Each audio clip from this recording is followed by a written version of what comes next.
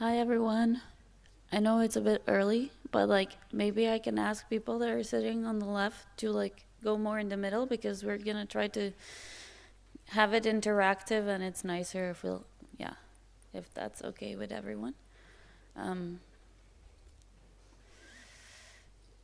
you. Awesome. So much nicer. Okay. Perfect. Hi, I'm Sylvia, and I will introduce our wonderful speakers for today. We're together gonna discuss mentorship. If you're a mentee or you're already a mentor and you wanted to hear a little bit more about mentorship, this is a good place to be. So today from the EMN, which is an early career metabolomics network, we have Aleš, Ambrin, Diana, me, and Tomas. And for our lovely panelists, we have Erin, Evelina, Biswa, Álvaro, Nick, and Lynn. First, we're going to give a presentation. Oh, yeah, come in. First, we're going to give a presentation, you're more than welcome to interrupt us, ask us questions during the presentation. We'd like to keep it interactive. That's also for our panelists, if you want to, say, oh, I have a very nice advice for this or that, you can also do that. And then we will have a discussion after that, so you will be able to ask many questions to our panelists, which have a lot of experience in mentorship or being a mentee or both. Thanks again for being here, and I will now give the floor to our EMN speakers. Maybe you all four can sit here. I don't know what's easier. Yeah, you want to sit there? Okay. There's a free country, so. Yeah, thanks, Sylvia. I'm really happy to see you as well today in a Monday morning. I know it's hard. And I'm also very grateful to the panelists for their participation, because they really allowed us to see mentorship from the point of view of academia, of industry, and also from the point of view of mentee. And while their experience should be quickly combined with your own experience, if you want to just jump in, as Sylvia said, just raise a hand, we will give you a mic. If we can have it as the roundtable listed yesterday, it would be wonderful. Before we start, here is already a practical takeaway. It's a QR code. If you can take a picture, it will give you a link to those slides, but also the slides of the workshop from last year, and also additional resources where we made a compilation of previous slides that were about mentoring, papers, etc. So if you want to go a bit deeper, you can just scan this QR code, and it will also be present at the end of the presentation. And, well, I said we wanted it to be interactive, so just to warm you up a little, I would like you to raise your hand if this is your first time to the EMN workshop. Whoa, okay. That is very nice for us, because we want to know if we attract new people, if we can maintain the same people that we attracted last year, so thank you. And for the one who still don't know EMN, where we were established in 2013 with some of the earliest members here as a panelist. And the objective is really to help ECR, early career researcher, career development. So we try to recognize the importance of ECRs and ensure that their voices are heard and considered. And for that, we have different initiatives. We have travel grants that some of you might have benefits today. We have networking events. This year was with the South African Society. Webinars, ECRs, so I don't have time to develop all of them today. But if you are curious, and even more if you want to join us, as Sylvia said yesterday, we have 7 places for next year. Please just join us at the EMN booth. It's in the main exhibition hall. We are the last booth just before the poster on the left side. And don't miss out to EMN reception as well tomorrow. We will have a wonderful treasure hunt. I think it will be super fun, and it will be a first occasion to meet us. Okay, coming back to the workshop, really, the main objectives is first to provide a comprehensive understanding of mentoring and its crucial role in career development, and learn some strategies to first identify and then initiate and maintain a mentor-mentee relationship. And when we think about mentor-mentee relationships, where we want them to be pleasant, right? And in other words, we want to be both protagonists in the I'm okay side. But the more I go in my career, the more I see that sometimes the interactions is not that good. You always have one protagonist who feels either inferior or superior to the other one, and this is what we want to avoid. And today we will try to give you some tips to maintain this I'm okay relationship. And for that we have 3 different sections. The first section will bring some understanding of mentorship fundamentals and identify the objectives and the needs of both mentors and mentees. So we will really try to work at both sides here. Section 2 will be much more practical. We will see how to build effective relationships and give some practical tips to improve mentorship skills. And finally, section 3 will be a discussion between the panelists, the EMN, and the audience, where you will be able to really ask every questions you have, and please feel free to do so. So topic will be obviously the mentorship, but also we could reflect together on how to better integrate and mentor underrepresented group, for instance. And with that, I would like to let the floor to my colleague Diana so that you don't have to listen my French accent for the next 2 hours. Thank you.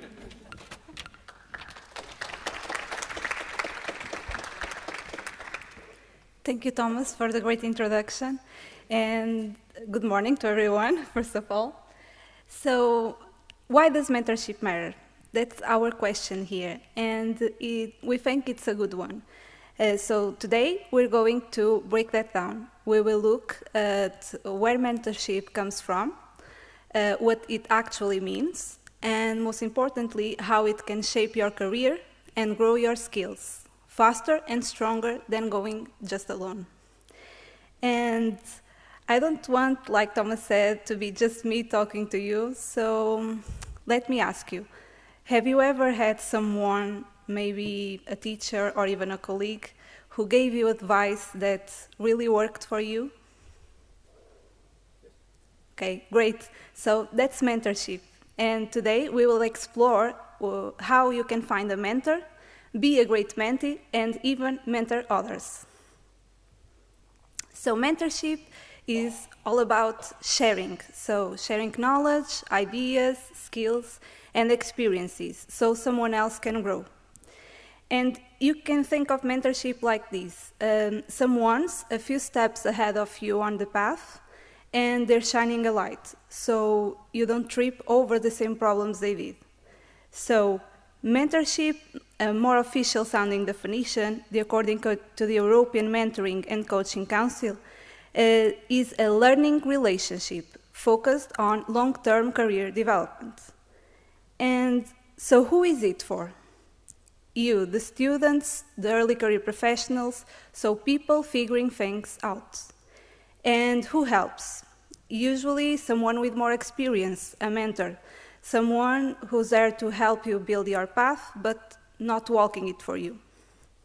So now here's where it gets more interesting, because a strong mentoring relationship usually has 3 key ingredients. And I want you to think how this might show up in your own life. So the first one is introspection. So that means looking inward. So you need to ask yourself, what do I want? What matters to me? Because if you don't know what your goals are, it will be hard for a mentor to help you get there. So the second one is identification. And here is where a mentor can help you. So spot your strengths and even those things you might not be good at yet, but that's okay. You can together start shaping a plan so you can grow in that direction. And finally, interaction. And interaction is not just checking texts. We are talking about open, honest, and respectful conversations. So let me ask you another question to be more interactive. So who feels more like a mentee? Okay, good. So we have a lot of mentees here. And that takes us to our next point. What makes someone a good mentor and what makes someone a good mentee? So a mentor is usually someone you trust, a guide, a coach, someone with more experience and who's willing to help you level up. So the mentors, they have been where you are heading and they're ready to share the map with you. And the mentee, that's, as I said, the students, the early career professionals. So the person asking questions, learning and growing. So mentorship, we can think of it like this. Like teaming up in a video game. So one person has more experience and helps the other to beat the next level. So what mentees get out of mentorship? They feel more confident about their career path. They get support to reach their goals. They figure out what skills they're missing and how to build them. And also they start to see more options and see them more clearly. But here's the twist. Mentors win too. So mentors get that amazing feeling of seeing someone grow because of their help. They also have a chance to sharpen their own mentoring skills, new networking opportunities because mentees bring fresh energy, new ideas, and also a real leadership experience. So you don't need to have a title or 20 years of experience to start. It begins with being willing to share what you know and help someone else grow. So now we need to talk about what makes a mentoring relationship work. And there's a little framework called the 6 C's. So these are 6 simple words that can take a mentor-mentee relationship to a meaningful level. So let's go through them. The first one is connect. So this is where it all begins. You need to build genuine connections. Second, communicate. And this means open, honest, and respectful conversations, as we talked before. Third, collaborate. So you need to work together. This is teamwork. So mentors are not supposed to hand you answers. They're there to help you find them. 4 is circulate. So you need to share ideas, expand your network. So the more people you learn from, the richer the experience.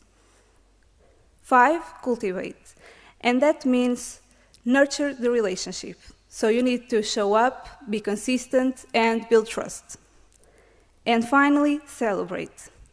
And yes, that one matters, because we need to celebrate the progress, the small wins, the breakthroughs. So we need to cheer each other on. Also, mentorship doesn't always look the same, because we have different types, and each one can be useful depending on what you need. So, for example, traditional mentoring. This is the classic model. So, where when one experienced mentor guides or supports one single mentee who's early in their career. So it's great for long-term career growth. Then we have, peer mentoring. And this one is when 2 persons with similar roles or at similar levels help each other. So you face the same challenges and you learn together.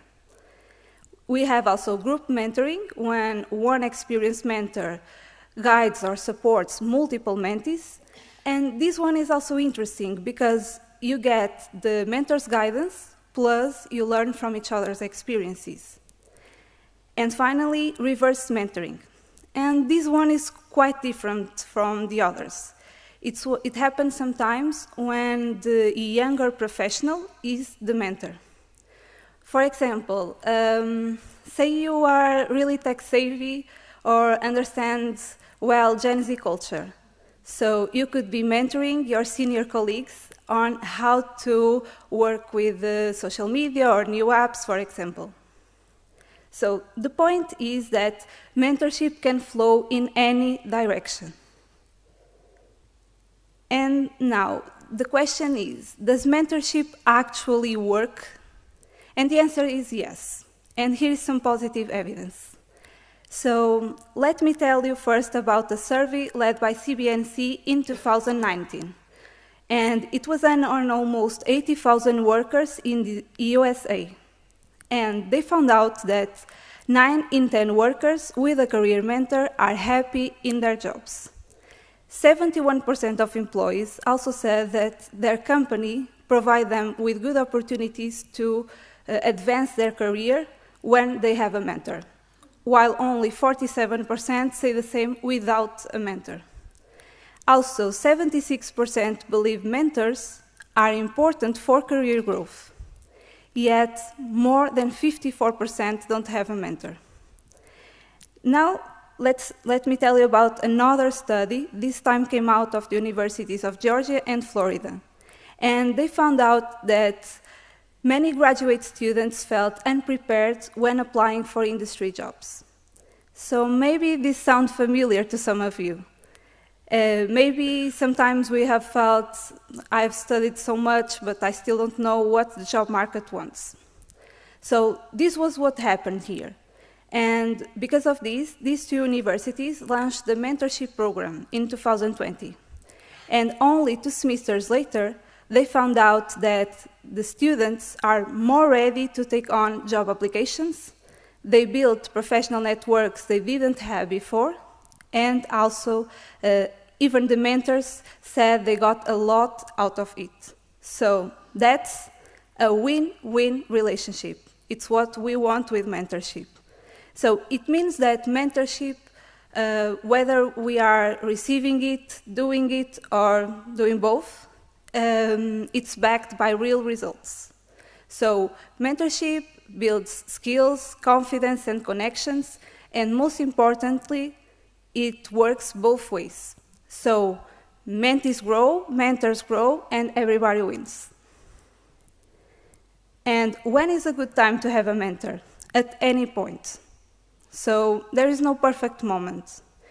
If you have ever felt stuck, overwhelmed, or even unsure what your next steps should be, a mentor can provide you valuable guidance. Whether you are starting a new role, learning a new skill, or just thinking, like me, I have no idea what I'm doing. So mentorship can be the boost that gets you through. And now I would like to pass the word to my colleague, Ambrin, and thank you all.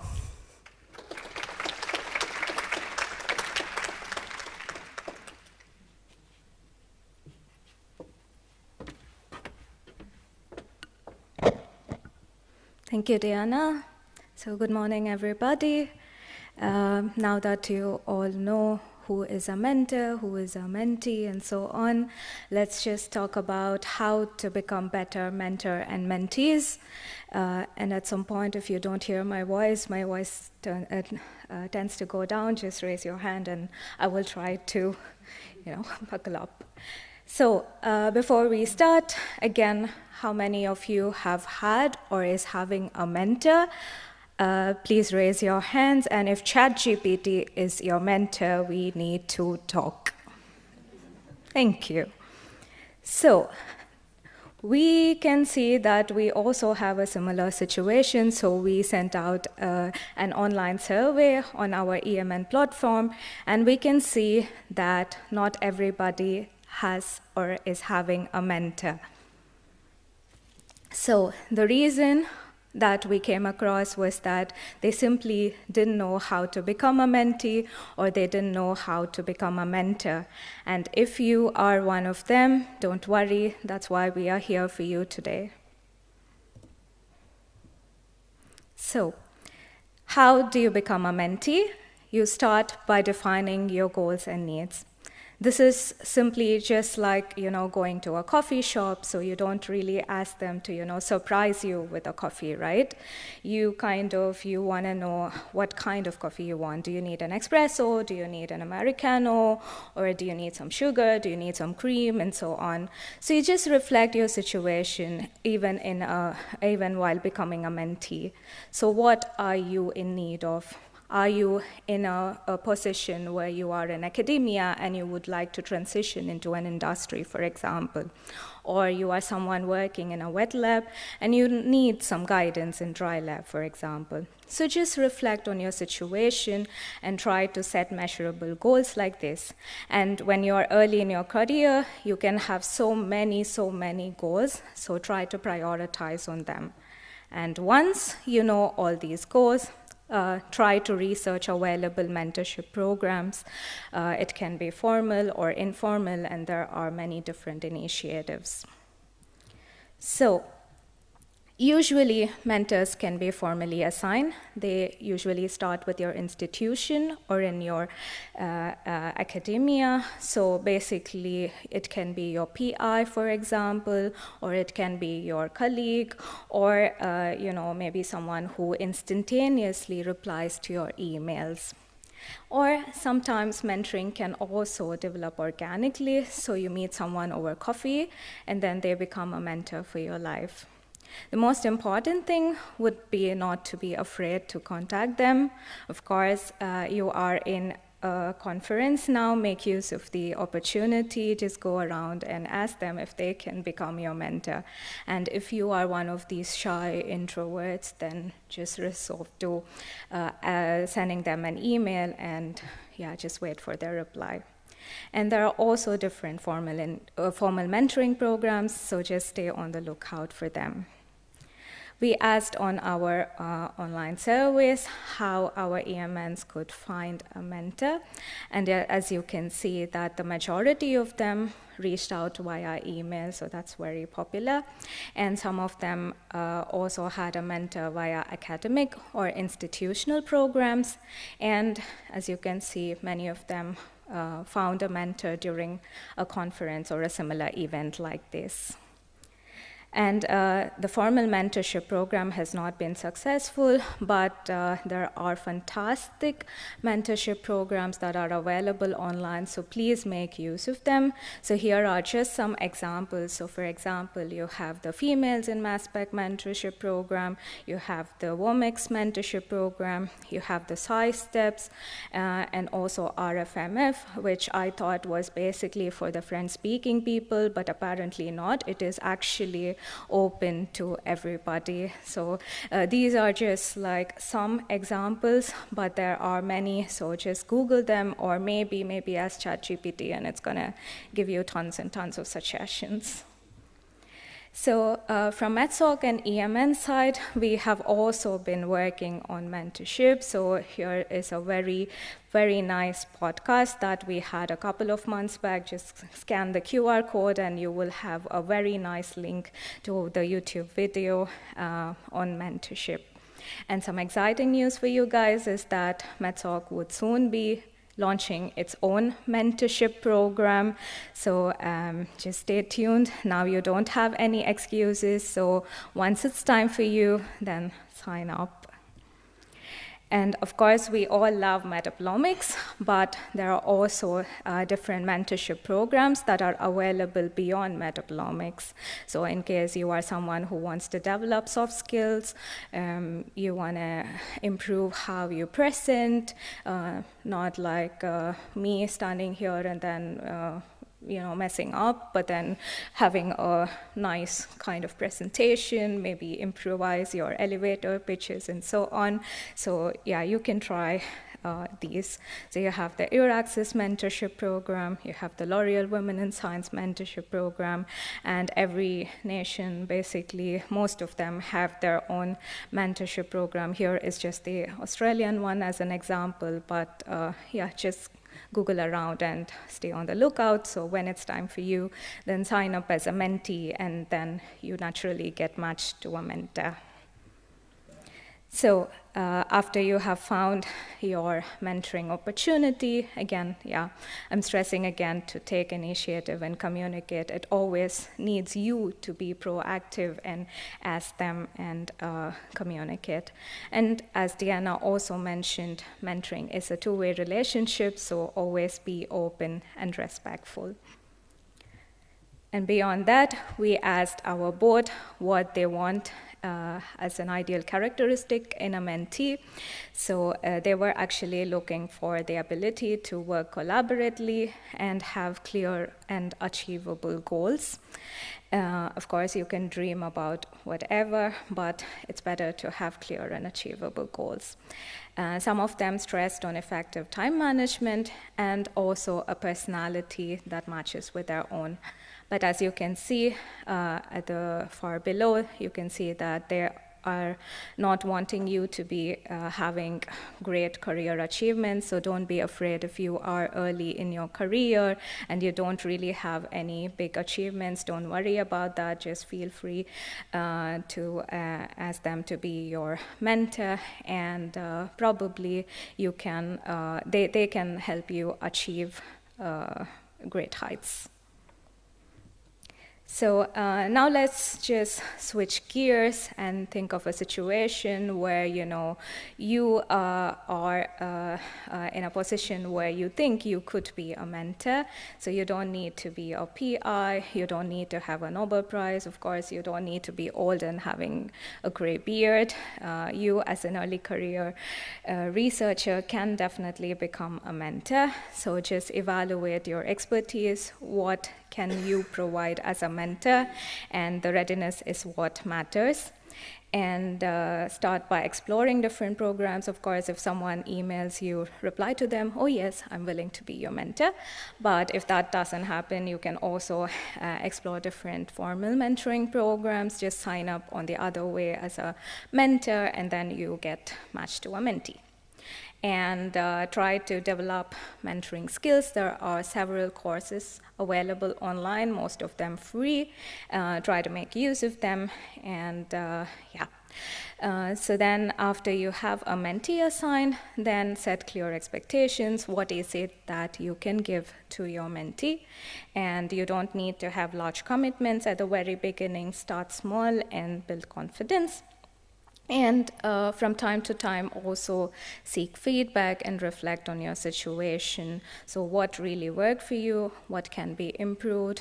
Am I really bad at mentorship? Or in what ways can I improve? And so on. And always remember to be the mentor that they deserve. So, we always face rejections and things like that. So be kind to them, be honest in your feedbacks. Try to meet them regularly. I know you guys are busy, but just make the time for it. Try not to impose your own ideas, but help them grow their ideas. And you don't necessarily have to be the only mentor to them, but you can definitely encourage diverse support. And no matter how structured your mentor-mentee relationship is, no matter how good it is, they always comes with challenges. There can be lack of communication. One missed email can become two, and then you just eventually lose contact. There can be mismatched expectations. So the mentee can be looking for something, and the mentor may be able to only provide something else. There can be limited time commitment. Everybody is busy. The mentors are juggling through so many different tasks at the same time. Maybe they have different mentees at the same time as well. So even the mentees, we are juggling through different exams and research work, lab work, and so on. So just make time for that. And there could be also lack of accountability. Who takes the responsibility, for example, to send out Zoom invites, for example. And there can also be cultural and generational differences, something that also Diana mentioned. So especially when you are new in a country, then there could definitely be many different obstacles, but don't worry, these are not your setbacks. So these are very common, everybody faces them, and all it takes is to have one honest conversation between the mentor and the mentee, and you have everything settled. So with this, I pass on the floor to Aleš. Thank you.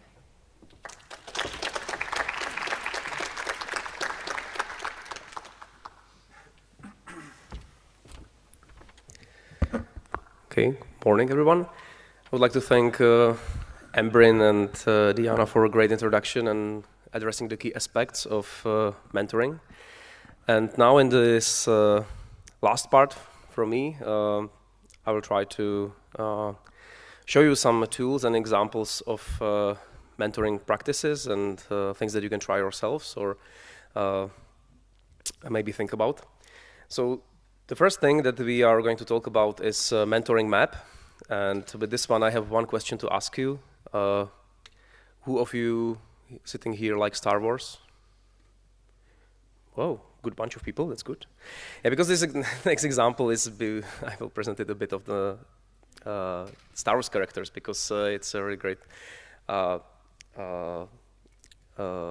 connection here with the mentoring map. So the idea behind this is that during your career journey, you will not need one mentor, but you will need multiple mentors, maybe on different aspects of your career development. And you can imagine this on the example of Luke Skywalker, of course, his character.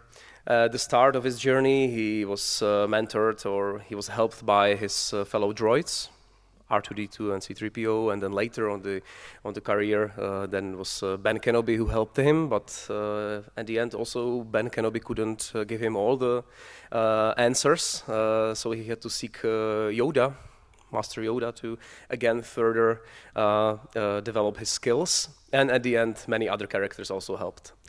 So you can see this as a connected map of different mentors on this journey, shaping this character up. And you can imagine the situation at your own situation very similarly.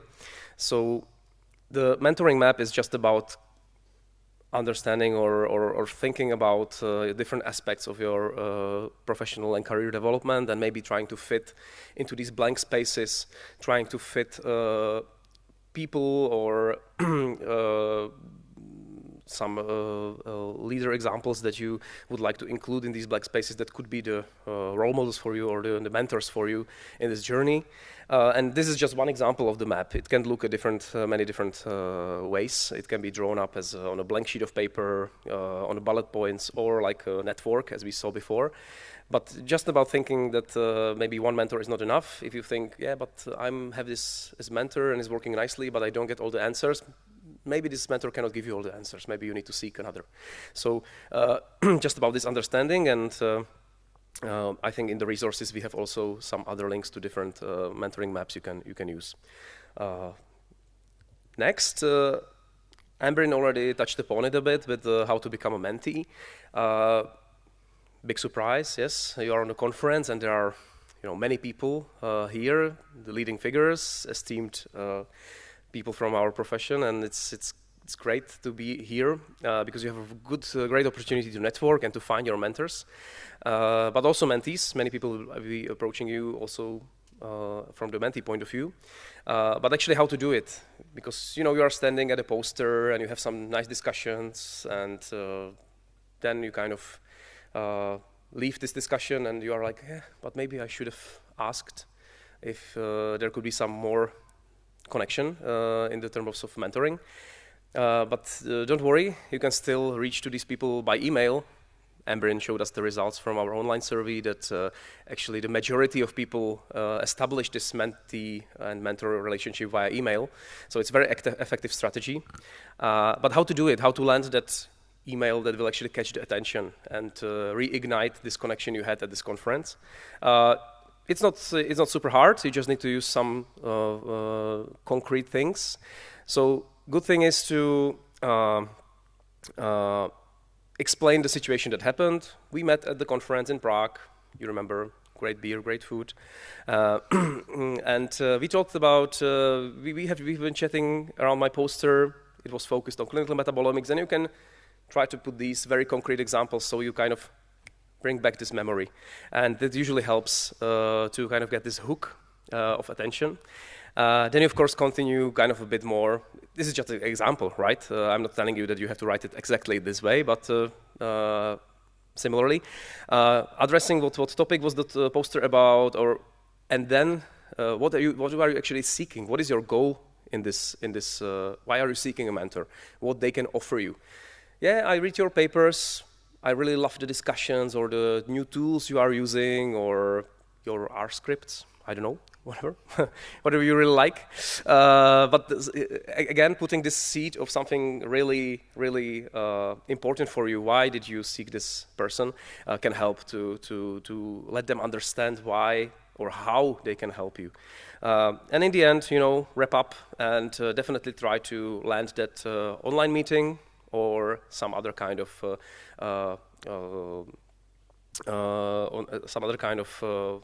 confirmation that they would like to maybe consider this option to be a mentor for you. So just a brief idea how to structure this email that you would like to write to the potential mentors. And then if you land this successful email, the next step is the first meeting. So at this first meeting, there are a few things that you should discuss or you should set. One of them is building a rapport, and that's kind of a mutual understanding of the goals or of the what are you actually seeking? Why are you stepping into this relationship from the point of mentee, and on the other side from the point of mentor? What they can offer, what they can provide, what guidance, and also setting boundaries and kind of setting the frequency of meeting, for example, and all of these important things. And as I've mentioned, these kind of goals. What are the goals of this mentee-mentor relationship? You should get them, or you should set them smartly. Specific, measurable, actionable, realistic, timely. That's the SMART goals definition. Has any of you been using SMART goals? One there? Okay, so not many people, okay. But it's actually super nice because sometimes you just set goals. Okay, in 1 year I want to publish paper or something, or finish this method or something. But if you structurize this goal into specific, measurable, actionable, realistic, timely categories, you can achieve it much more effectively because you kind of dissect it into different events. And if you don't know how to set SMART goals, you can go back to our previous workshop we had last year where we focused on this quite a lot. So either the QR code at the start, we will also show this QR code again, and you can reach this resource. Just to continue about the first meeting, again, there are some things to discuss. Maybe understanding the journey of your mentor, what challenges did they face, who helped them, and etc. Kind of getting this relationship kind of at the start, understanding each other. But another very important thing during this whole mentorship journey are the listening and questioning skills. And again, you can be saying about listening and questioning and talking. We do that day to day. It's easy, right? No big science behind that. But actually, active listening can be quite challenging if you look at it from the point of either mentee or mentor, doesn't matter. But practicing active listening or focusing on actually what the other side is telling you in a bit different way, you might consider a few things. Being attentive, for example, trying to summarize during the conversation kind of the points that you discussed, because it's always good to kind of summarize if you are on the same page or if it's not wandering around this conversation. And being attuned to kind of the mood of this conversation or the feelings, because sometimes you can feel that the other side is stressed or frustrated or something, and it helps to address this sometimes. Okay, I can see that you are quite stressed from the presentation you are giving tomorrow, Sylvia.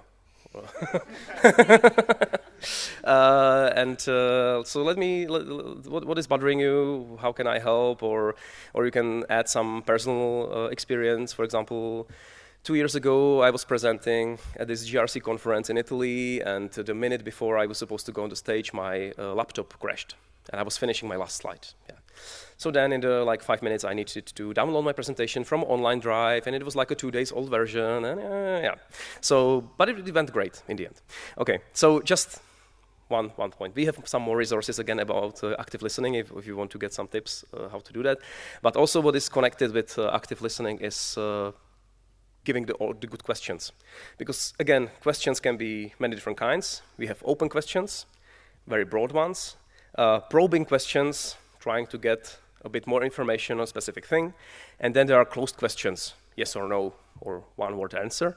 And using this whole variety of different questions is also important, not to be just very closed up and asking yes, no, yes, no, yes, no, but actually trying to make it broader, get more perspectives, and summarize also on the way.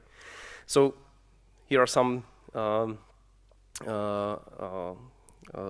tips on this. But next, we have also some specific questions that might be interesting or good to consider during this mentorship. So again, understanding the other side. So what are you working on? What are you excited about?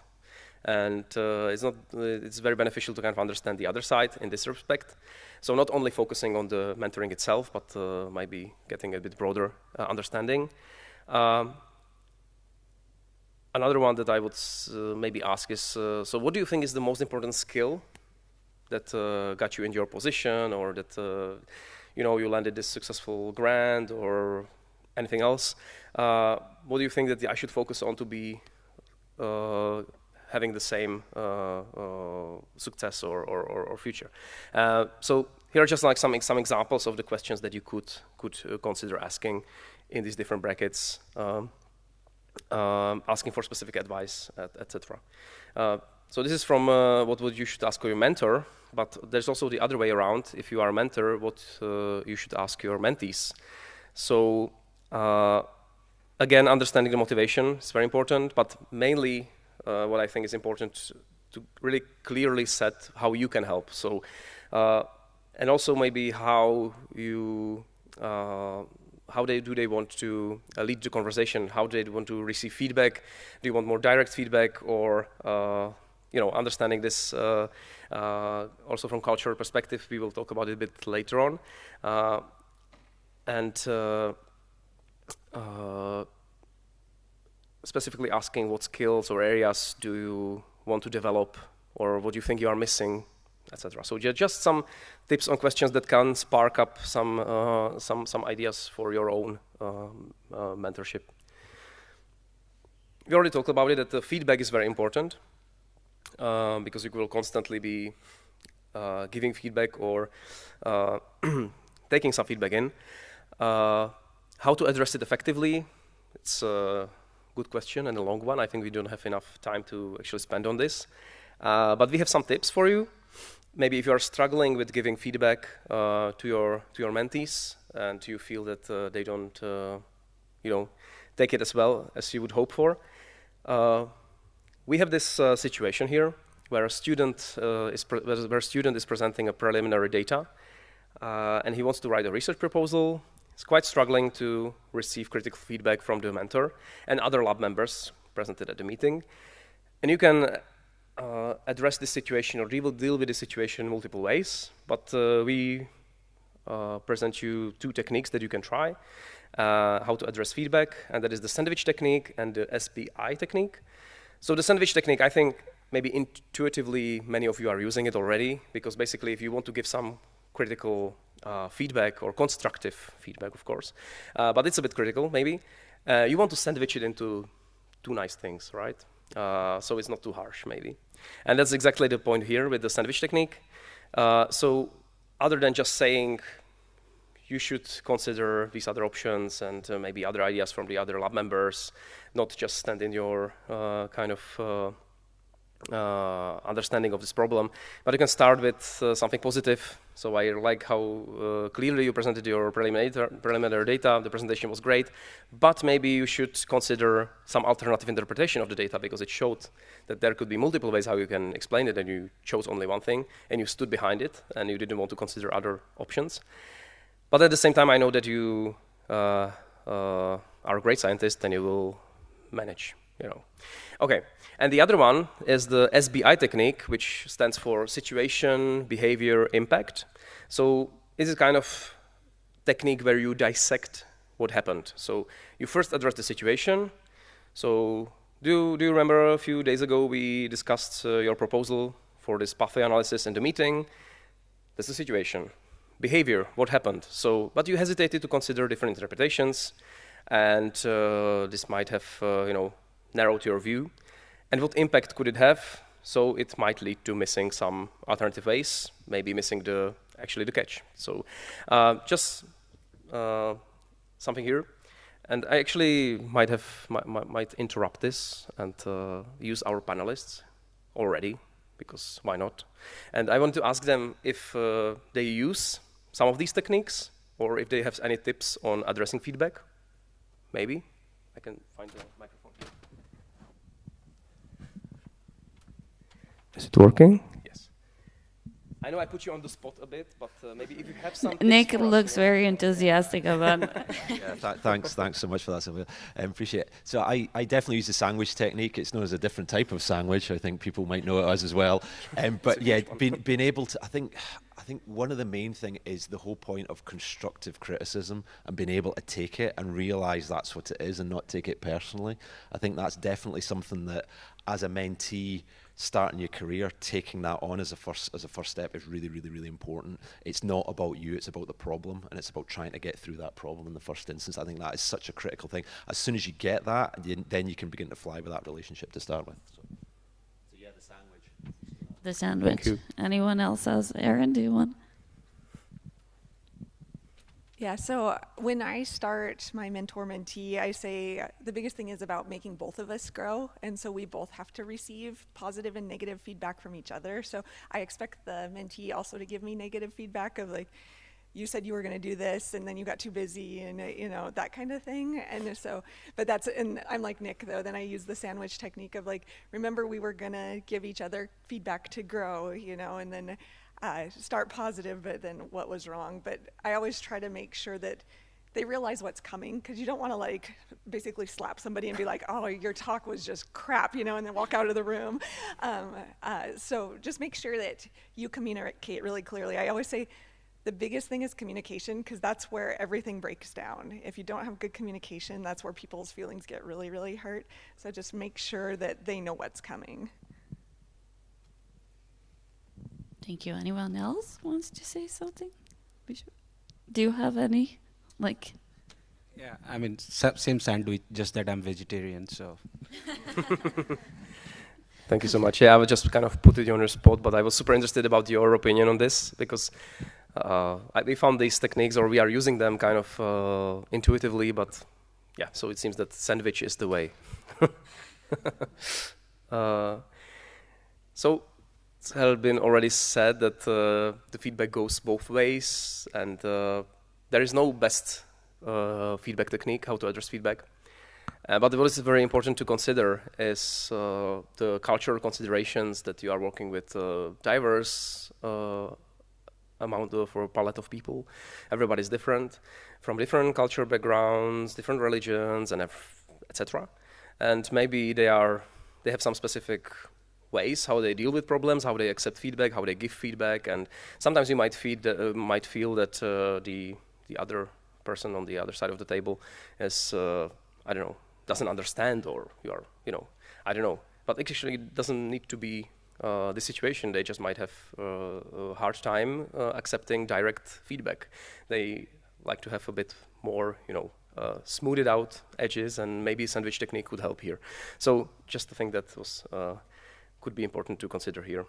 And actually, this is the end. It's from me, and we have some time for questions, which will turn up to the discussion with panelists in the end. So now it's time for questions. If you have any that is really up there in your minds, struggling. But if there are any questions for any of these parts before. And if not, then you can think, oh, there is one in the back. It's right there. And then we will follow into the discussion with the panelists. So if you have the question, then you are just thinking how to have it. Yeah. Hello. Okay, good morning. Very, very nice discussion and like the different topics. I have a question which is a bit provocative. Like, how can a mentee become a mentor? How does the line may be a bit thin, but when you do the click to switch? How can we feel that this would be, because, for example, from my point of view or my perspective, I still have a bit of imposter syndrome, I think a lot of us have. So I'm always feeling, I'm always on the side of the mentee, but how can I pass to the mentor? Thank you. Can I take it? Yeah, thank you, appreciate it. That's a brilliant question. When I was trying to look for mentors, I realized in the process of finding good mentors, I had gray hairs, and I have become a mentor actually. And I'm starting to find a lot of mentees. So I don't think it's black and white for mentors and mentee. You can be a mentee, you can be a mentor at the same time. I would love Erin to be my mentor, although I'm setting the panel. But I would love to have a lot of mentees ask me questions and all that. So I think we can wear the two hats together, being a mentor and a mentee. No career stage is early enough to know everything and figure out everything. You can be still a vice president in a company, and a senior VP or a CEO of the company might be your great mentor in another position. So the transition is very natural. You won't realize when that happens, and there is no proper borders that defines that distinction has to be made. So that's my take. Thank you. So following his opinion, so it's like everyone can be a mentor. So for example, a master's student can be a mentor of a bachelor student. So I think one word that was very important in the presentation and relation to mentorship is introspection. So to analyze ourselves, who we are, and in what are my needs, and also based on my experience, should I be able to help others that could be in a similar position, or maybe I am recently present my PhD, so maybe I can support people who are starting their PhD. So I think everyone here, all of you, can be a mentor of someone, for sure. I just wanted to say, we also have this mentorship programs that are there, and you can sign up as a mentor. So if you want to learn how to do it, that's also possible. But usually I get assigned a lot of students from university, so it depends probably also on the context if you're working in industry or academia. Did anybody else want to? Yeah, I just wanted to add, sorry. Yeah. Thanks for the shout out, but I think that's what I raised my hand before Celia added. So I think joining the structured mentorship program as a mentor is the best way, because you don't have to be alone among mentors. So basically you can also have calls with mentors saying, you know what, my mentee is struggling with this and that. I don't know what to do. And this is also totally fine. And so also the structure where you know that there will be a start, intermediate meetings, and the end is also a very helpful way to do mentorship as a first-time mentor. So I think everyone should join your mentorship program. And Olia, as we have you on mic, can I ask you, with the side steps, are you currently taking up new mentors, or how this is developing? So the way for us, when we established side steps, we thought of seasons because of this particular purpose. We wanted everyone to have in mind the beginning and the end. So we are taking mentors, let's say in December, we're opening the call for mentors. Send it to everyone, say please share. Then mentors, potential mentors sign up. We have interviews with them. And usually old mentors also come, and we don't, of course, interview them. Then, November we call for mentors, December we call for mentees, and then 4 weeks of blood tears because we do the matching. That's pretty much it, I guess. And we do see, and I think this is also going to be relevant for you, that our old mentees, after 1 or 2 seasons, they come to us as mentors. So this is a perfectly capable way of giving back to society. So I think this is the way which we found very helpful for ourselves. Thank you so much.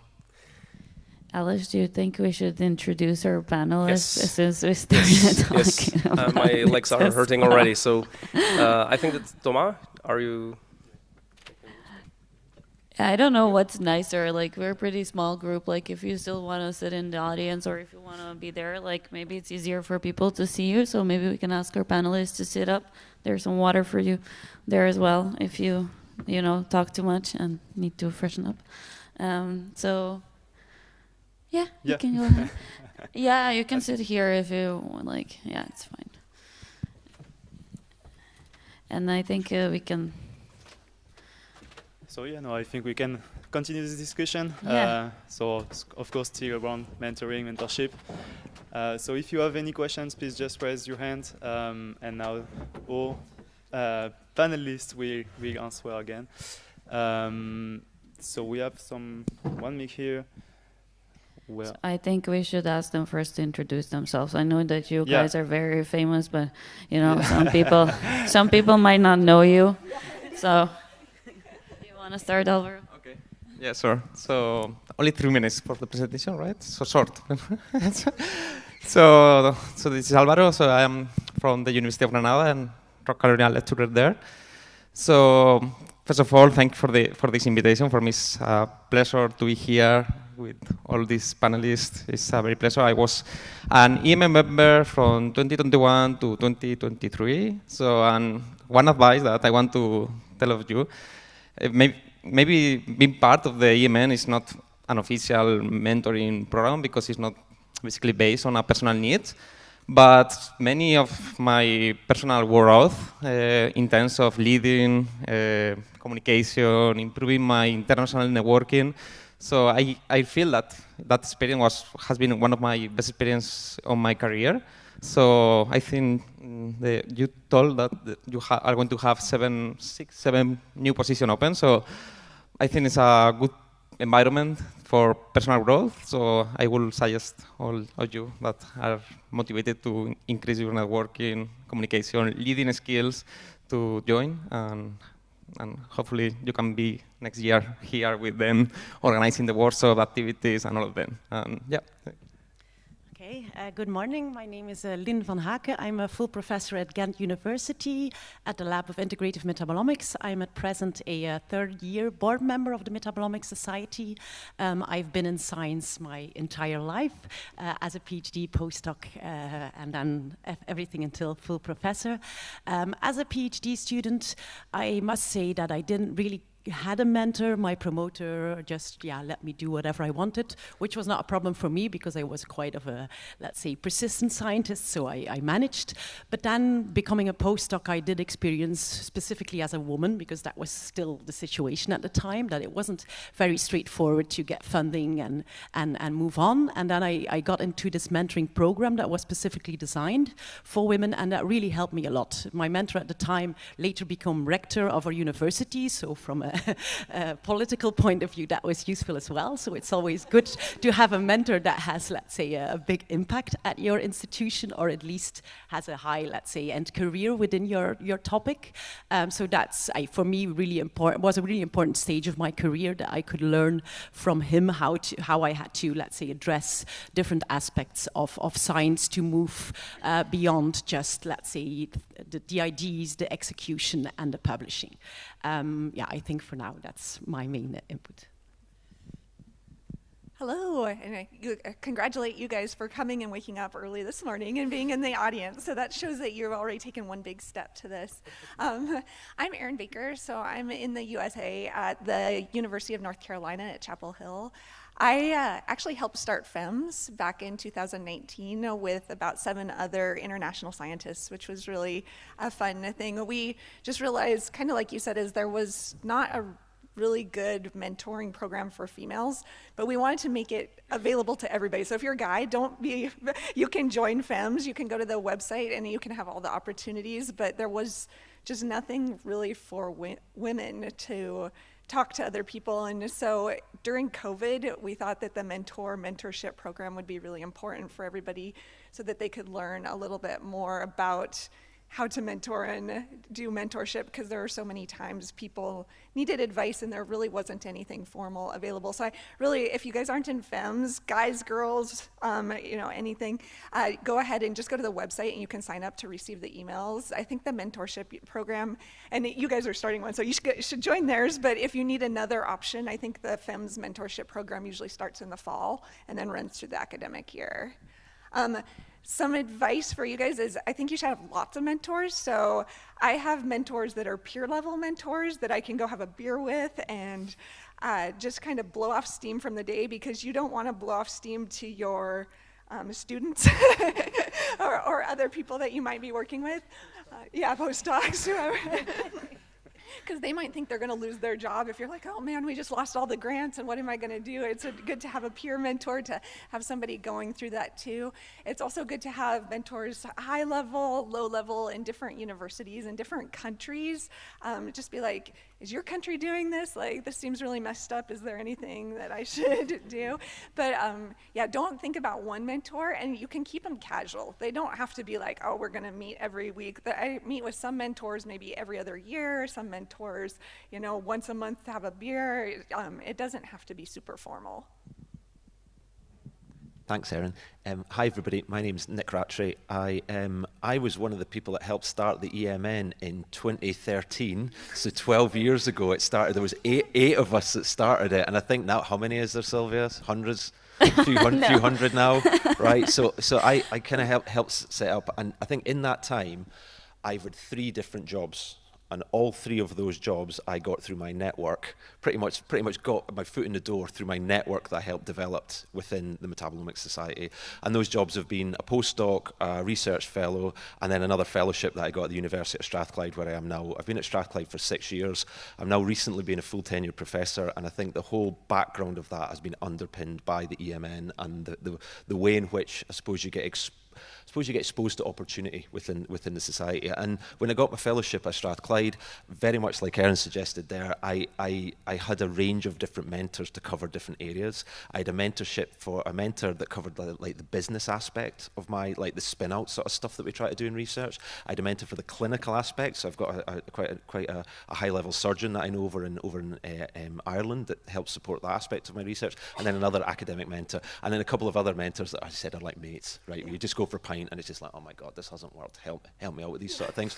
And your relationship can be transient as well. It might last for 2 or 3 mentoring sessions and that's it, or it might last for the whole rest of your life. And I think it's very much up to you how you direct that. And I think it all comes down to you being proactive. It very much comes down to you sort of knowing what you want to get. And I think the slides that we've seen previously really lay out really well how you can be really productive within your mentoring journey. Thank you. Hi, everyone. Good morning. My name is Evelina. I also used to be an EMN member. I used to chair the EMN for 2 years. I used to be a member of the EMN for 3 years. So the EMN, I don't think it's just for networking. I think it's kind of a family. And we grow through the EMN. We meet new people.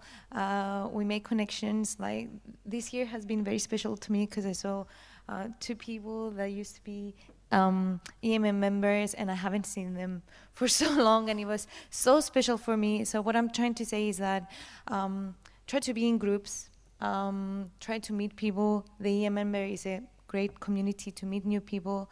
I'm now trying to build my group, so I'm a new group leader. So I'm in a transition period, going from a postdoc to being an independent group leader. That's quite difficult. Just one advice from me that it didn't come up. A mentor doesn't have to be an academic mentor or a mentor in the industry. It can be a family member. It can be a friend. If you're struggling, my personal experience, I go to my father and, I discuss the problem and he will give me so many different options, when you're struggling. So just discuss with a person that you feel comfortable. It doesn't have to be a person that you don't know. It can be a person from your family environment or anyone, a friend, whoever you feel comfortable, just go to them, lay out your problem, take opinions, take a lot of opinions. Don't just take one opinion. Even if it's a lab meeting, in a lab meeting you get criticized about your results. Don't get that personal, you get criticized, grow from it. And this is my personal experience. I find like lab meetings, family discussions, very helpful. Even if they feel emotional and they feel, oh, why did he tell me my experiment didn't work out? Sleep on it. Sleep on it, and the next day you will get the positive side out of it. But, yeah, thank you. Hearing that. Thank you, EMN. Where was your EMN when I was doing my PhD? So I wish I had all of this knowledge when we were doing our PhDs 15 years back. That would have been so awesome. But thank you for this invite and make this happen. Many of you probably know me. Biswapriya Misra, B as in ball and ISWA. If that's a tongue twister, you can call me Sam or Michael, whichever works. So as you know, the kind of person I am, shy and introvert, so I got this position for me here so that I can get enlightened by all of them who are sitting in the light. And growing up as a kid, I read papers from Erin and Nick all the time. That's how I learned metabolomics, to be very honest. So I learned a bunch of things from them while getting into this career. So yeah, I did my PhD from India, different cultural setup. And then I ended up in Southeast Asia for a while, and then for a postdoc and early career faculty in US for a decade, 9 years. And then when the COVID was about to arrive, I decided to go back to my country, settle with my family, and then realized Enveda Biosciences, or now we call it as Enveda, was coming up as a startup company. So it's an Indo-US company, mostly headquartered in US in Boulder, in Colorado. And then we are one of the largest companies and the sole companies who drive untargeted metabolomics and machine learning AI-based drug discovery all the way from end to end, from preclinical drug discovery to all the clinics. And we have been successful in raising $400 million US for last 5 years. And when I joined as a 10th employee, right now, so proud to say that we have 350 plus employees across 2 continents. So as a company, I'll share my perspective on mentoring in industry. Happy to catch up elsewhere and have these discussions as well. I would save my mentoring mentee thoughts to questions when they come. Thank you, appreciate it. So I think we can already applaud them for their short introduction.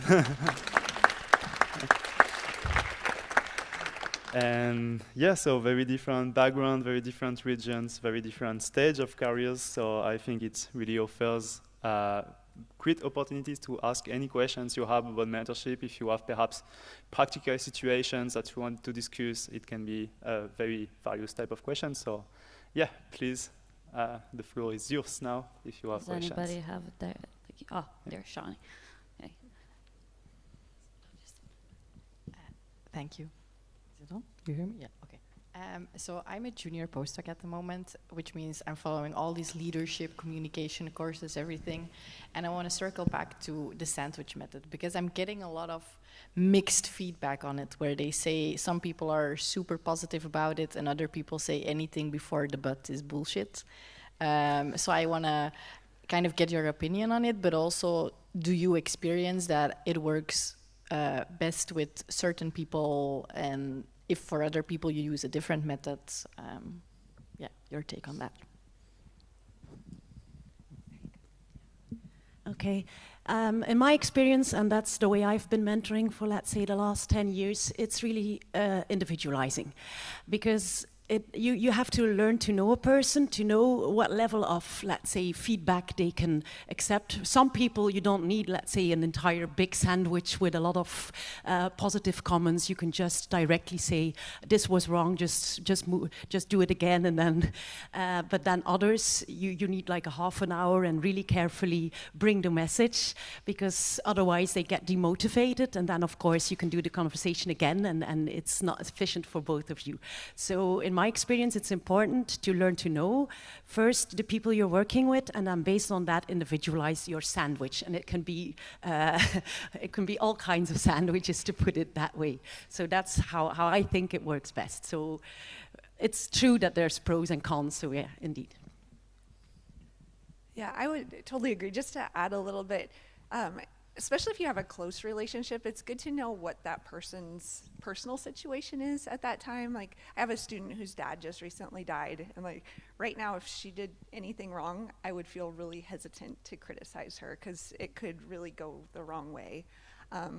And then like when students give presentations, and if maybe it doesn't go the best, I always try to be super positive with no negative criticism, and then maybe later, like a couple weeks later, be like, oh, maybe next time when you present that, like, let's try this or something. But I think it really depends on when you deliver things and making sure you deliver things one-on-one, not in big crowds. And then, and if you have the close personal relationship, make sure you understand what they're going through. There's a lot of people having a really hard time right now. And so I try to keep my criticism very short, but to help them, but also not to derail anybody. I think with the sandwich, if you deliver it well, they don't know they've eaten it. Okay, I think they don't realise that you've kind of given that positive, then critique, and then positive thing again. And I think it is just sort of refining it. I couldn't agree more with my two colleagues here in the fact that you've got to read the room as well with the individuals that you're dealing with, and you've got to understand where they're coming from, the issues they might be facing as well, and tune it accordingly. And tone it down or tone it up depending who the individual is. So I think everyone agreed. Do you have any more questions? I wanted to piggyback on that. Actually, it's like you were talking from the mentor perspective. I want to ask from mentee perspective, because Nick said like you shouldn't take it personal. Sometimes it's hard. I don't know if I'm the only one, but like feedback can be hard. Like, and most of us probably, if you've done PhD and then postdoc and all, that's probably your goal-oriented. Everything needs to be perfect, and things have to run smoothly, and then you're doing your best, and then somebody like gives you some bad feedback, and then you're like, what do I do with this? So I just wanted to ask, how do you have any tips on dealing with feedback? Like, as a mentee? Does this work? Yeah. Well, I've been there, like the majority of us. So what I've tried to do is, what I've said in the beginning, like I'm asking other people, I've done this, and my supervisor told me to do this, I've done this wrong. And I'm discussing it, and I'm getting feedback from other people as well. And if I'm getting the same feedback, I'm kind of going back in my head, and I'm thinking, okay, maybe they're right, So you kind of have to do a self-feedback, if I'm saying that correctly. You're getting feedback from a third party. Analyze it. You're getting it. You're disappointed. You might have a lot of feelings, but at the same time, you have to analyze it in your head. Why are they saying this? Maybe they're right. And you can also ask other people, get their opinion. So just a little small thing to put on that. And we've all had horrible feedback, like whether it's a paper is rejected, a proposal's rejected, like we've all went through grad school, we've been yelled at, I only let myself be sad for that day. So that's my rule, is like if I get a proposal back and like I have horrible feedback, I read through all the comments and I say, I can take this day it's like my morning day, and then tomorrow is a new day, and I have to like turn that off and either kind of make a joke out of it, and like you said, like take the criticism and like address it, but then you can kind of make it more of a joke out of it and be like, tomorrow I'm going to look forward and look for the sun in tomorrow, because if you let yourself stay sad forever, there's no way we can stay in science, first of all. And it's just like our job is basically to take criticism, and so if you can't take criticism, you can't be in this role. Maybe a small thing I wanted to add, for sure, as a PhD student, I think it's important if you get criticism, and the first time it will be the hardest probably, is to discuss it with your peers, with PhD students that are a bit further evolved, that have experience with that particular PI as well, and that have learned how to, let's say, nuance that criticism, or have maybe had the same, and you can learn from them how they dealt with it. And I think it's important within PhD students to have a sort of a community where you really can discuss all these things together, because that can help you move forward without having to reflect too much on yourself, because you can't stay in there. Indeed, it's always important to communicate when you get these negative feelings. Yeah. So yeah, I want to add that, so be open to receive feedback, positive or negative, and also you can disagree. So you can receive positive or negative feedback, and you can have a different opinion about that. So it's okay. This is the process of mentorship. There is not a real only a one solution of the problems. Or yeah. So and for that, as Evelina said, and all members, so if you disagree for some feedback that you receive or some suggestions, so ask for a second opinion, ask for another type of people, another type of mentor, family, friends, external, internal colleagues, and exchange the ideas, the feedback, discuss it. And I want to put an example here based on my personal experience. So in 2020, when I finished my PhD, so I was looking for a postdoc position. And in one moment, I had 2 postdoc possibilities to decide. And I asked for the opinion of my main mentor of my career. And he told me, based on his experience, so some advice of what he considered that was better. But I disagree, because then I asked for family, friends, and other mentors, and then I put on the balance what is the cons of that decision that was so important on my career. But after deciding that I disagree with the opinion of my mentor in that moment, so I discussed with him after that why I disagree and why I decide another option. So if you disagree, or I will suggest later to discuss with him or her the reasons of that, because that will improve also his mentor skills. Oh, this side, to the dark side of metabolomics, dark matter. So, or the industry perspective. So, in many industries, also, you would have a weekly or bi-weekly one-on-ones and interactions and feedback sessions, where people anticipate each other giving feedbacks about your growth, behavior, many things, right? And one of the first policies that many people follow, and this is a great thing to be reminded of, don't give a feedback that you can't take it to another person, right? So you can't come across something that you cannot accept and give that as a feedback to somebody else, right? The tonality, the voice, the manner with which you present, that's far more important than the message, right? So it can be misconstrued or taken very differently, right? So you cannot give a feedback in a tone or a voice or a content that you cannot take yourself if somebody gave you that, right? So I get a feedback from my peers like, yeah, you cut down those jokes in between very intense Zoom meetings, right? Or you cannot interrupt when you're saying. So, but the manner with which you gave that feedback, that is very important, so that, as you said, somebody telling like this science is wrong. I mean, what science is right? We have papers in Nature and Nature Biotechnology being retracted, people not agreeing between if there is a dark metabolome exist or not. So science can't be right and wrong enough for somebody to wrong you and to attack you, or put you that in that toxic comments or thoughts that what you are doing is not good enough, or it has aspects to it which is very wrong, right? We're all learning together, we're all in here together trying to solve science. So I would persist with that no comment can be harsh enough, and you can't be harsh on any career stage if they are trying to do something from their perspective and knowledge. Thank you. Thank you. I think, yeah. Hi. I was just going to say, comment just for 2 seconds. I mean, I think with feedback, conceptually, you've got to look at what it is to be a scientist and what the scientific method is. The scientific method is you've got a hypothesis and it's correct until somebody proves that it's wrong, and that's constantly done for hundreds and hundreds and hundreds of years. We have, as Erin says there, we're in the business of taking critique.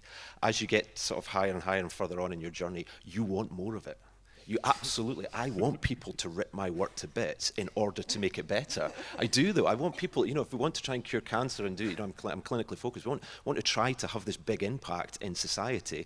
We've got to try and, in order to actually do it, you've got to get that critique. You've got to be able to do as best a job as possible. And the only way that'll happen is if you get that critique and you action it as well.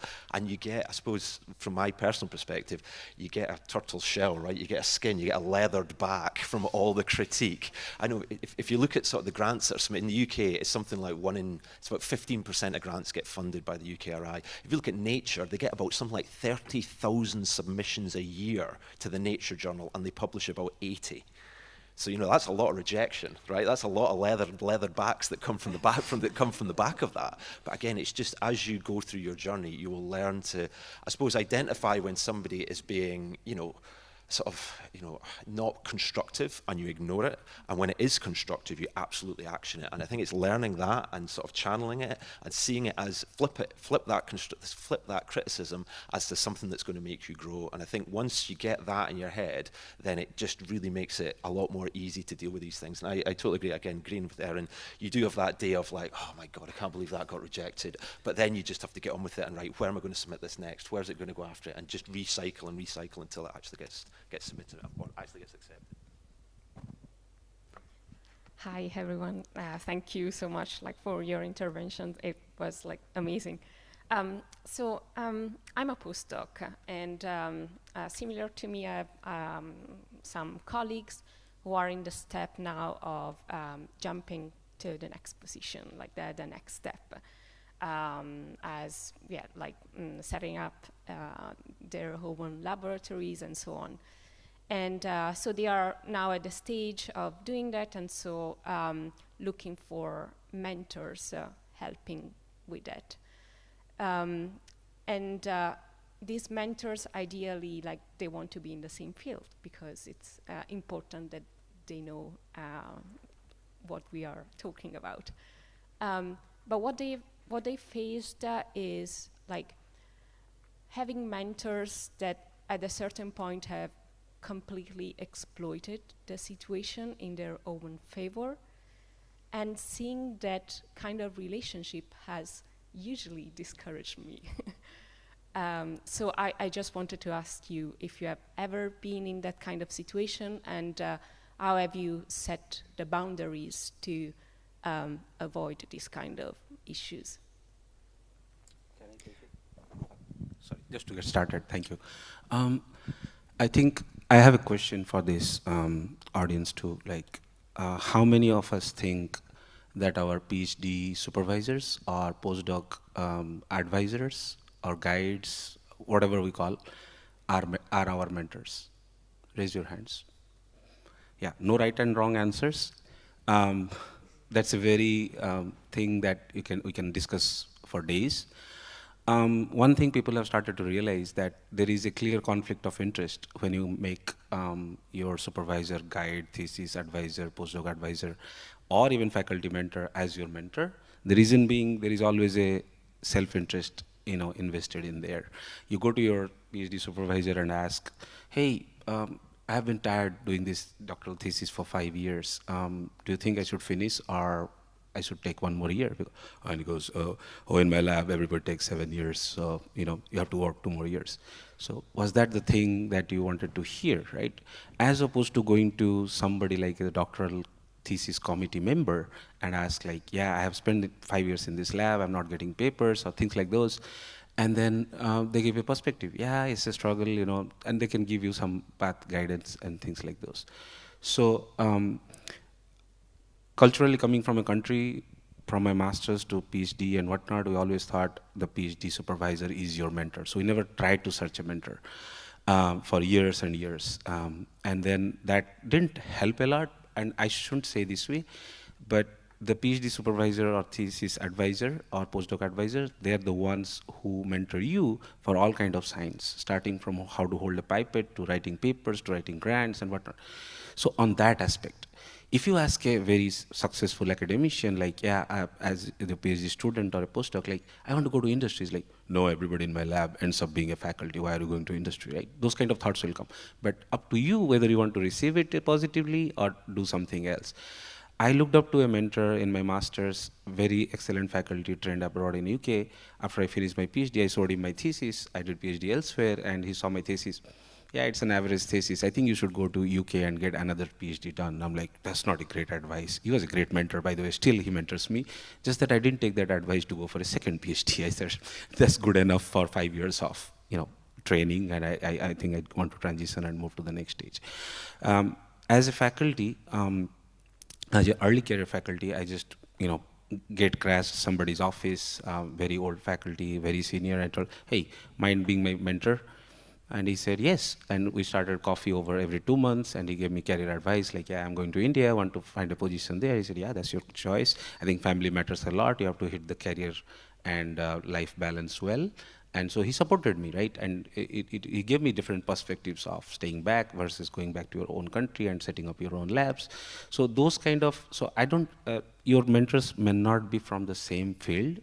It can be from different fields, different departments, different career stages. Somebody from industry can be a good mentor in your postdoc in academia, and so on and so forth. I think the more diversity, the more diverse opinion you get, like as he said from her father, right? So and great perspectives and viewpoints. I have been guided by him a lot selflessly. So those are a very critical thing. I'll stop there just by saying that I have an open position for mentoring me. So if you feel like you can mentor me, so please apply. Thank you. So I think I've been in the position that you're talking about. So I worked in industry at a national lab for 13 years before I went in to be an academic. And within industry, I had 5 different managers. And so it kind of like you said, it's like you come into a manager relationship and you think you should trust that person because they've been put in that situation for a good reason. But I found out that my manager was taking my proposals that I was submitting to national agencies, and he was switching them around and submitting them internally to PNNL to get his own funding. And so that was kind of a big shock, And then it's like, what do I do, though, because this person is my manager? And kind of like you said, as if you're a postdoc and you've trusted somebody to help you set up your lab, and they're taking maybe your ideas or maybe... It's really hard because you've kind of given all your eggs in the basket to that person, and you might be younger and you might not have any more eggs that you feel like you can give. So I had to take it to different people within the company, and it ended up going nowhere because his wife was actually one of the higher level managers, and everybody was afraid that they would upset his wife, so they wouldn't do anything with him. And so then I ended up, that's one of the reasons I switched to academia, is because I needed to get out of that situation because it felt really toxic. So, but if you're a postdoc trying to get into like a university or something, you can't really switch right away. So it does put you in a really tricky situation.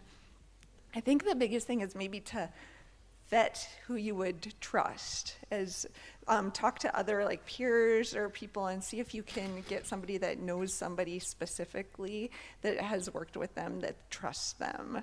Because if I would have talked more about the manager that I was getting set up with, because they just would switch us, like every 2 years you'd get a new manager and you didn't get any options. If I would have talked more to people, I would have found people that this person had already messed with. So I think that would be the biggest thing, is you have to trust who you're gonna like give your eggs to in your basket. If you don't trust that person, or if you give them to the wrong person, it can really mess with your career. So I guess that's the best advice. It's a really hard situation though, because once you do that and like all of a sudden you see your proposal ideas coming out of somebody else's lab though or something, you are kind of screwed. So like you really have to think about who you're going to share that with. But talk to as many people as you can, and people will be like, oh, I work with this person, that's a really good person to talk to. I hope that helps a little. I hope you're not talking about your old PhD supervisor there, Don. I mean, I suppose my thoughts on this are, you get it all. I mean, I can only talk about the academic perspective, but you get it all the way through academia, all the way up to being prof, to dean and everything. There's always somebody there that's got an eye on your ideas. Yes. There's always somebody there. And I think internally, the way you've got to view it is the fact that if you're the person that they're coming and stealing ideas from, then you're obviously having good ideas. And keep doing what you're doing, because you're going to have more, and you're going to have more, and you're going to have more. Because again, as an academic, that's our job, is we're producing ideas all the time. We're having ideas about science all the time. And if I mean, I've had that before, where I've had ideas that people have gone away and taken and got funding for, and it's absolutely fine, because I know they'll do a rubbish job of it, right? Because they're not going to do as good a job as you're going to do with it, because you've come up with that idea in the first place. You've just got to have confidence in the fact that you're just going to keep on generating more stuff. And again, backing up exactly what Erin's just said there as well, it's about the vibes of the people, right? You know, what sort of attitude do the PhD students have? Are they scared of their supervisor? Then chances are you're kind of not going to go down the right route with getting advice of them as a mentor, sort of thing.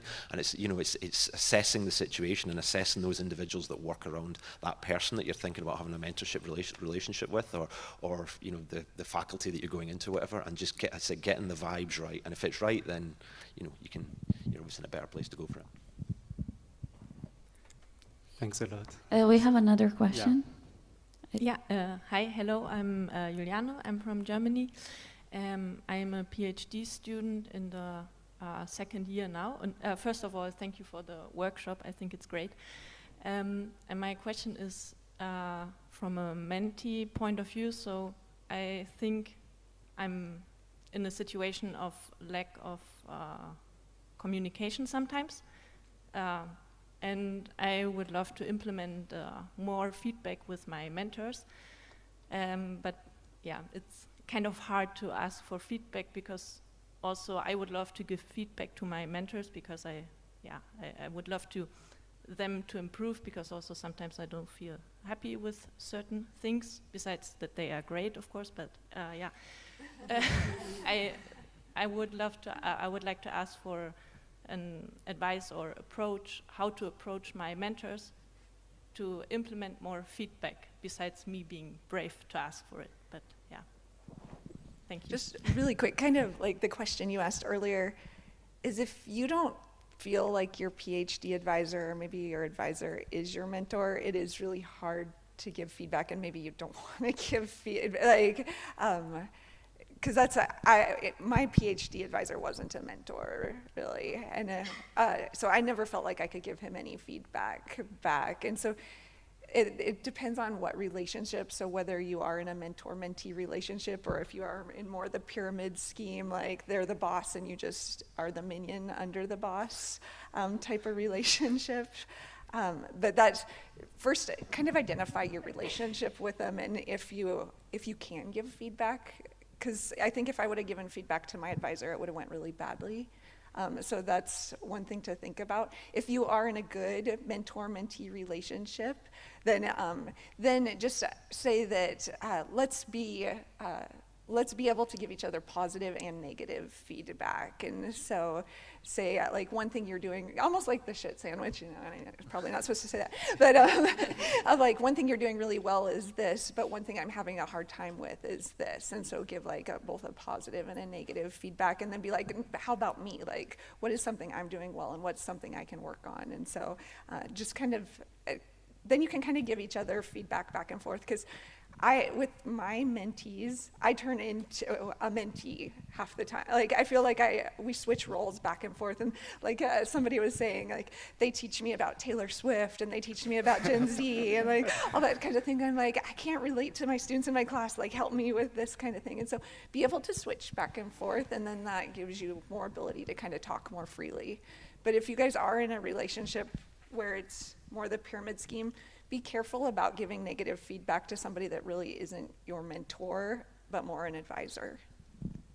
So, since I'm the mentee, would you suggest I should try to switch into mentor situations? Yeah. So say like with our relationship, be like with our mentor-mentee relationship, let's try and communicate so that we both grow. And so say first, like, can you give me some constructive criticism, some positive and negative feedback? And then is it okay? And you can ask, is it okay if I give you some positive and negative feedback to go back and forth? So, but yeah, go ahead and switch into the mentor role of like you're leading it a little bit and helping. Thank you. And also be flexible to change the mentor if it's need. So basically, also someone can have multiple mentors, so has not to be only one. And if there is a problem of communication, that you feel that you are not receiving a proper feedback, or this relationship is not growing up your personal skills in your career, so maybe it could be the time to maybe to think about that, and as the advice before, that maybe it's not acting as a mentor, more as an advisor. So it will be a good moment to think about maybe try to improve with him or her the mentorship relationship, and if it doesn't work, maybe you need feedback for everything, for a paper, for whatever, look for another mentor. If it's possible in your lab, maybe a college, another person on your lab, or if not possible, also open to look for a personal, external, send an email, I want to write a motivation letter for a position, could you please check it, or only to get feedback, and maybe you can find a proper mentor outside your area. So be flexible and open. I think also just as an idea, if you think that in this relationship it would work, just for some reason hasn't happened, I mean, use this as a segue. I went to this workshop and they suggested that, you know, we integrate feedback into our meetings, so going forth it would be great if we could do that. And I mean, if I may add, like on what Álvaro said, in my personal experience, I mean, I had a great PhD supervisor, but he was too busy. Like you cannot expect them to be there on a daily basis. But I'm sure you have postdocs in your. I mean, I was lucky to be in a really big group, and we had postdocs, we had other PhD students. Go to them, speak to them. I'm sure they will have feedback for you. If it's not X person, it will be Y person. If you fail the first time, I'm sure you will get it the second or third time. So, if you're open to find a mentor, you will find one. Sooner or later. If it's not your PhD supervisor, it will be somewhere in your group.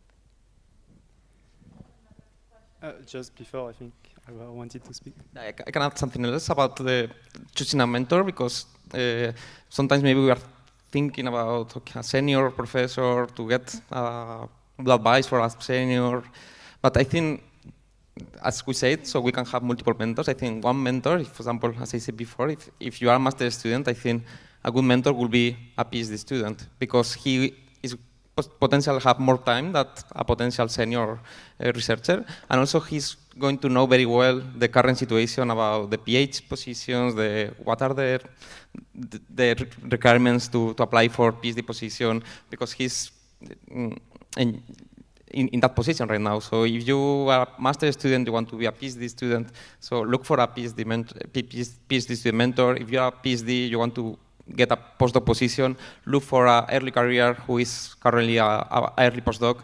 I think it's a good potential mentor for an early career stage.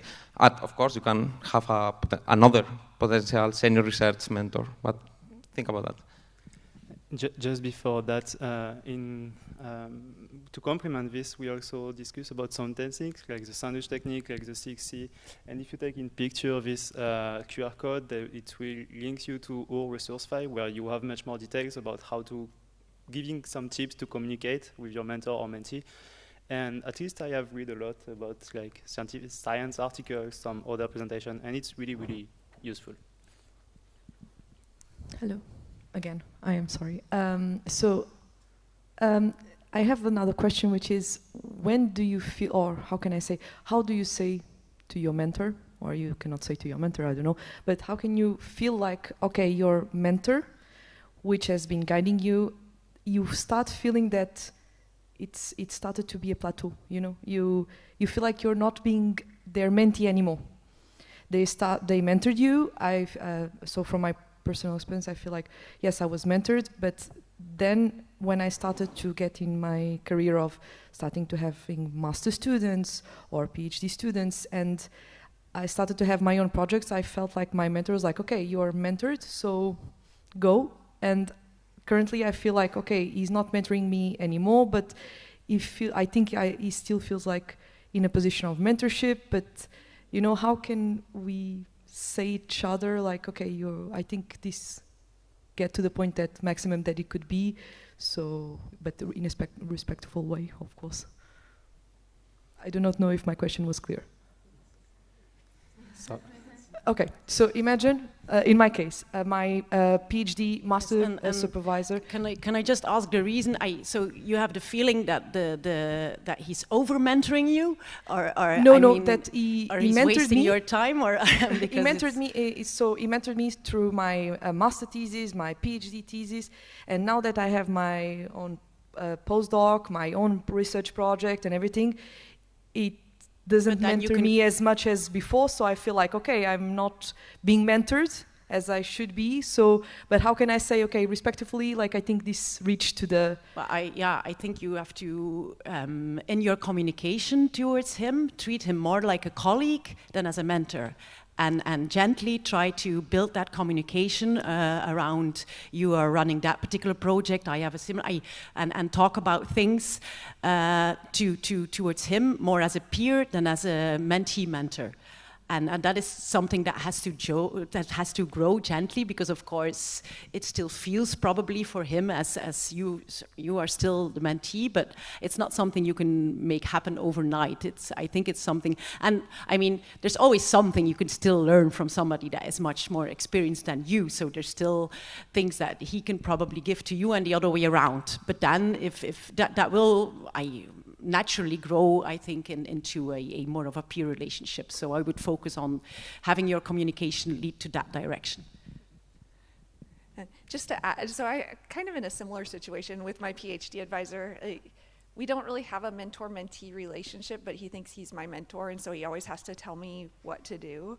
And so I meet with him once a year at ASMS, and usually it's just me kind of nodding for an hour and just kind of agreeing. And so I kind of just passively accept that that's the role, and I'm probably not going to take that much advice from him, because he's a very fundamentals guy, and I do more applications, and he's like, well, you should get back more into fundamentals because your research doesn't mean anything, and I'm kind of like, whatever. Like, I'm going to do what I want to do. So it might end up being like that. Like, I've just kind of went for a more polite, I'm just going to sit there and listen once a year. And so if it's not a huge time sink, you might just sit there and nod for an hour a year every once in a while. But yeah, sometimes you outgrow your mentors, or if they think they're your mentors, and kind of like you were saying though, I always get something little from him because he's very experienced, but like, you don't have to take their advice. I'm not going to go completely change my research program just because he doesn't like what I'm doing. So yeah, just take what they give with a grain of salt, and you might learn something. You might just have an hour where you nod a lot. I think Evelina, you wanted to add something before? I was just going to say I was in a similar situation, and what happened to me is what Lynn described. We kind of became friends, because I was, moving from being his postdoc to being new group leader, and I was lucky enough because he considered me capable to become independent. So I was his friend, but at the same time, I'm coming back to your point. I differentiate from what he was doing so that we don't compete. So I kind of have my own niche.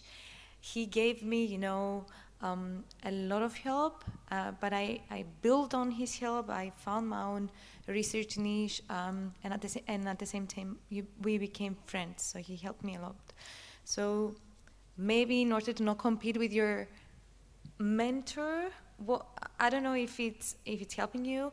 You kind of have to develop your own ideas. I mean, if he's stealing your own ideas, that's maybe a hint to step out from that relationship. But going to your question, maybe you need to switch to a more friendly relationship rather than a mentor-mentee relationship. Any more direct questions? I had a question. So I had a different problem last year. I moved from the States to the Netherlands, and I had a lot of direct feedback without the sandwich method. So I love the sandwich method. The sandwiches in the Netherlands are pretty dry. So yeah, just like I had to learn a lot, because I went from having an amazing mentor who was Also, my PhD advisor, she was everything. Like, and then you go back to not having that, and I was kind of lost. And like, I never thought about having multiple mentors because I was like, I have one my whole time, like, and it was amazing. And then you figure out that like doesn't happen that often. And like what I'm hearing today is like a lot of people struggle with different things, and you have to look for multiple people. So I've been trying to reach out to people and get feedback and so on, and that helped a lot. But how do you, like, yeah, I still feel like I work in a hospital. It's a very different environment, and that's also like sometimes hard for me to find relatable mentors. So I was wondering, like, you all have different areas. How do you reach out? Like, how do you find those people that you can relate to? It's like, does that make any sense? It's like you have a specific situation, and like we are a very small group of people, like, and sometimes it's really hard to find someone that can help you with your specific situation. Yeah, I think that's a great question, and I relate to it very much because the shy and the introvert guy I am, I had a hard time to reach out to people, right? So in that perspective, I'll share a little story from Indian mythology context, right? So there was a big archer who was a master or a guru who used to teach only the royals how to do archery and be great archers, right? So, and only royals were allowed, not from other classes and castes as we have the systems in the old mythology. So he used to teach only the royals. They were getting better at being great sharpshooters. And one day this master and the guru was walking in a forest, and suddenly a wild dog starts attacking him. And out of nowhere, a simple guy emerges out of the bushes and puts arrows into the wild dog and shuts him up and kills him essentially, and saving the master. And the master said, "How did you do that? I didn't even teach you. Or I only teach royals. You don't look like a royal, you're a normal guy." And he goes, as you were teaching the royals, I was observing you from a distance and how you do it and how you teach it. So I self-trained myself. I relate to it very much because that was my story. I used to read Nick's papers, Erin's papers, how they write it, how they talk in a seminar or a workshop and that's true. I try to model how Oliver Feed does it, or Lloyd Sumner does it, or Peter Doriston do it. I have been looking to their mannerisms, presentation styles, content, and kind of feeling like I'm being virtually mentored. At least I got related to that because I was very shy not to reach out to them. Even now, as I'm very active on Twitter and LinkedIn and social media, I can sneak in a DM to them and talk about things because nobody's judging me. I'm in my own work office and put a DM. But going to the front of them and talk, I get frozen. So I still have that syndrome to not go front and face and discuss. So that was one of the ways I got into connection with a lot of people and multiple mentors. I eventually went up to them and spoke like, yeah, I would love to have you as my academic mentor. So there are several whom I consult and all that. I have one main one and then several mentees whom I consult. So staying away was one way. Then, through social media, through emails, that's how I approached. For different problems, I choose different mentors to help me who understands the perspective of pharma in India or industry in US versus, and I'll also talk about a little bit about peer mentoring, as Erin said several times about it. In my company, I have a colleague sitting here, right here. There are many who are my peers, but when I'm very much lost about statistics, data science, they give me those kind of ideas and advice, how to grow, how to learn, where I'm doing mistakes, where I'm not, capable enough. So technical skill sets, helping you grow in that kind of mentorships too. So I enjoy that. So peer mentoring is very important when you can't find really senior and white bearded mentors. You can always look for peer mentors and younger ones, right? So who are very agile and active and who can help you. Thank you. So that's been my way that has worked. I'm going to just add something before Nick jumps in.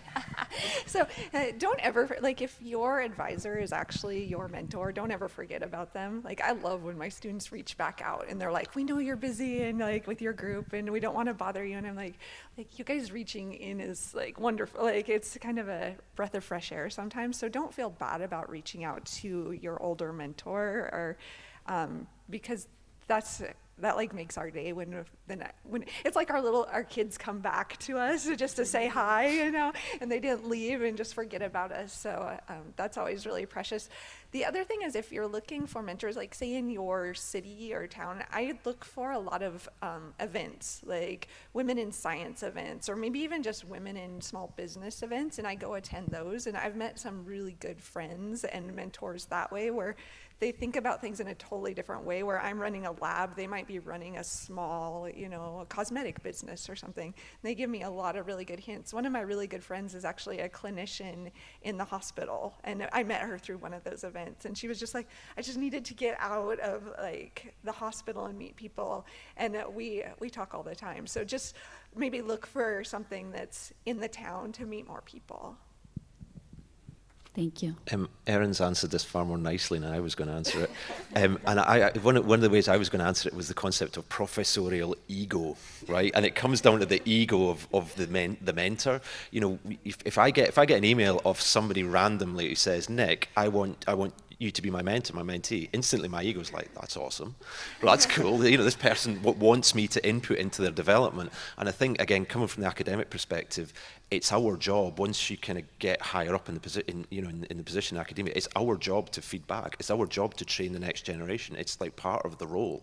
And, you know, I suppose identifying individuals that are doing that and are doing that well is the key as a mentee, is to be able to do that. But yeah, don't ever underestimate that cold email when you send to somebody, because you will tune into their serotonin pathway somewhere, right? They'll get a little kick off that, absolutely. And you know, use that in your advantage. Maybe one last question, if anyone has, because we're reaching the final. Oh, Brianna is gonna, yeah. Hello, my name is T, and I'm now in my very last year of PhD, and there's always this limbo of, oh, do I stay in academia, do I get out, or do I do another postdoc, do I do 3 postdocs, 5 postdocs, anyway, you get the picture, or the doubt in that stage. And with postdocs, there's always, from what I've heard, or all the advice that I got, oh, you have to go abroad, you have to do this and this, or yeah, it's good for your personal growth.